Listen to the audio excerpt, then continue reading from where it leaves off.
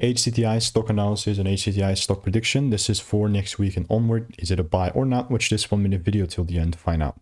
So as I'm looking at healthcare triangle, 32% correction Friday is nothing small. So all I'm looking to do is obviously now double down on this.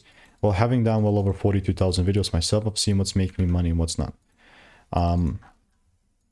If I do not see any sort of freaking confirmation or a double break, there is no way I'm looking to double down on this and buy, right? So what this means is that I know it's squeezed up a lot before, and the correction is perfectly normal response, you know, that is going to happen.